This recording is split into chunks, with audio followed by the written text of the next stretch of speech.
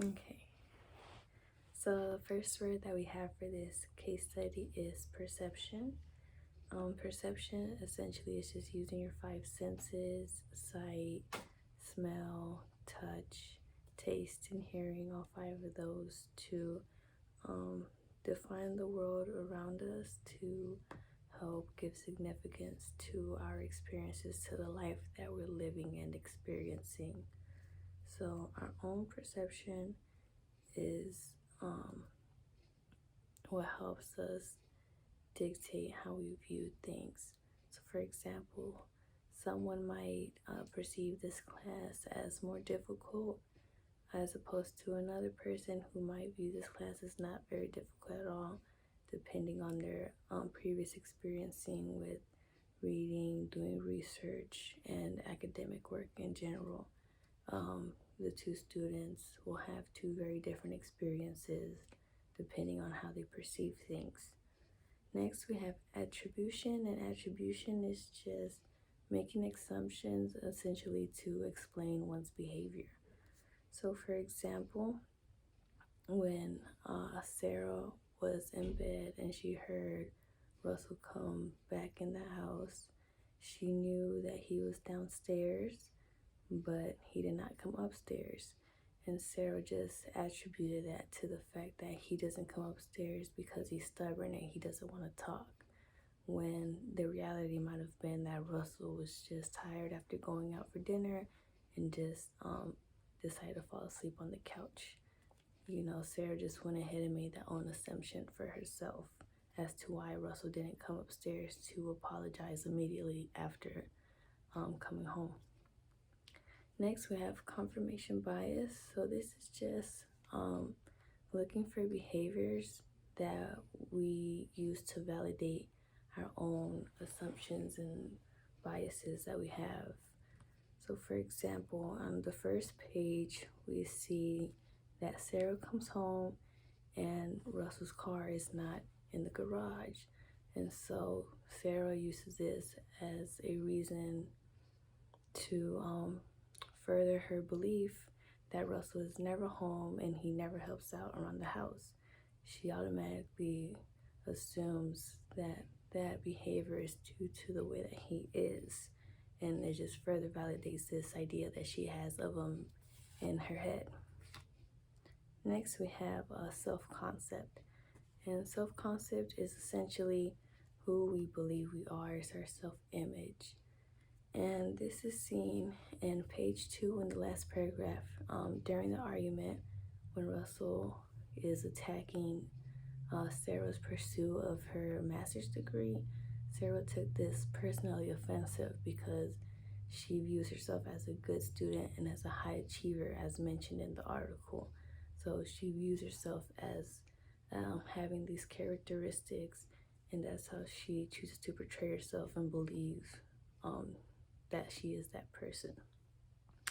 Next, we have neuroticism, and that's one of the 5 major components that determines our personality. And it's the component of our personality that accounts for how likely we are to experience negative emotions. So this is also seen on the first page in the 3rd paragraph, where Sarah hears the voicemail that Russell left on the answering machine. She was already stressed about having a long day at work and having to come home and study. These are already negative emotions, and she further leans into them after receiving this voicemail. She goes even further into a darker mood, as it was stated in the article. Next, we have listening fatigue, and this essentially is just mentally checking out from a conversation that you're having with someone. You're just not paying attention, you're not actively listening. The sound waves are going through your ear, but you're not paying attention to what is being said. Excuse me. So an example of this would be if you're getting a lecture from your parents, say in a car ride. You might start off listening to them at first, but after a couple minutes, you might not really care too much about what they have to say. You just kind of start looking at the window and your thoughts start to drift somewhere else rather than listening to the conversation that's being had. Okay. And so then next we have defensive listening, and this is just listening to hear what you want to hear out of the other person's mouth. And you're only doing this for the purpose to win an argument or just listening to hear what it is that you need to hear. So for example, on the second page, we see that Sarah and Russell are going back and forth. Obviously, they're having the argument, and Sarah points out, yo, you never do anything around the house. And Russell repeats, oh, so you're saying this is all my fault and nothing gets accomplished. So they're going back and forth, tit for tat, just listening for little things to pinpoint out and rebuttal and keep the argument going back and forth rather than listening to the entire picture of what is actually being said. Okay, and then we have relational rules. And the relational rules are just guidelines for acceptable behavior in relationships. So, for example, on page 6, we see when they finally come to a resolution that Sarah and Russell establish these guidelines. So they establish the guidelines of the new way that they're gonna conversate. Excuse me, I know that's not a real word. Okay, the way that they're gonna communicate moving forward. They're gonna try the new guideline of I'm going to express my complaint one day, and then if you have another complaint, then you can express it the next day. That way they don't get overwhelmed with each other's complaints and, you know, feed into an argument. So that's an example of relational rules being put into practice. Next we have gap filling, and gap filling is just providing information or giving details, finishing stories without anyone asking you to. So I am guilty of this personally. An example that I have is when I come home, usually I get home from work before my dad and my brothers do. And so I'll talk to my mom, just a quick recap of her day. I ask her how her day was, if she did anything. And then once my dad gets home, he also asks my mom how her day was. And a lot of the times while she's explaining or repeating herself, because I've already heard how her day was, I'll just go ahead and interrupt and let my dad know, oh, she did this, this, and that. So nobody asked me, but I am filling in the details on her behalf, I guess. Okay, and then next we have recall testing. And recall testing is just repeating information from previous conversations to further develop your current conversations. So for example, oftentimes towards the end of the work week, I'll ask my coworkers, oh, are you guys doing anything this weekend? Or they'll ask me, and my coworker might say, oh, we're having a graduation party for my nephew, and so on. And then come around to Monday when I see them again, I'm like, oh, how was your weekend? How did your graduation party go for your nephew? So I'm spitting that information back out from the previous conversation to further our next conversation. Okay, empathetic listening. Empathetic listening is just trying to understand the speaker's perspective through listening and sharing similar feelings. Excuse me. So this is seen on page 5, in the last paragraph, where Russell is expressing his concerns and his feelings to Sarah about the whole dilemma. It's pointed out that Sarah realizes the sadness in his voice.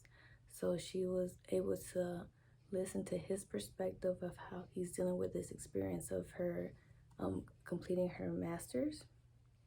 And it is through here that Sarah is able to share those feelings and see that they both have those burdens of her going through the master's program. Okay, and then we have fallacies, which are beliefs that are not necessarily based on anything. A lot of the times they're just overgeneralizations, and they usually tend to lead to negative emotions and feelings. So, for example, a certain fallacy is the fallacy of approval. We always feel like we need to complete the task that others ask of us in order to keep the peace and keep good communication and relationships. So, this is seen in the first page where Sarah expresses to Russell that she is busy with the work report and so on, and Russell replies to her that she could easily say no, she just doesn't want to say no. And so there we have Sarah trying to get the approval of her coworkers or her boss of trying to complete the task that is asked of her. Okay, then we have I language. I language is using I statements to put the attention on yourself rather than make it seem like you're attacking or putting any kind of negative faults on the speaker. So this is seen in page 5 where Russell is expressing how he needs by saying, I guess I need this, I need that. You know, I need you to put the computer away and to make time for us in bed, rather than just attacking Sarah how he was in the beginning, saying you're always on the computer, you're always doing this, you're always that. And then we have emotional intelligence. So emotional intelligence is being able to articulate your feelings, being able to have control over your feelings, and to express your feelings successfully in a controlled manner to those around you. So we see this in page 5 on the last paragraph, or paragraph 6, where Russell is expressing his feelings. Sarah is able to sit there and process what he is saying rather than just reacting emotionally before he can even get his thoughts out.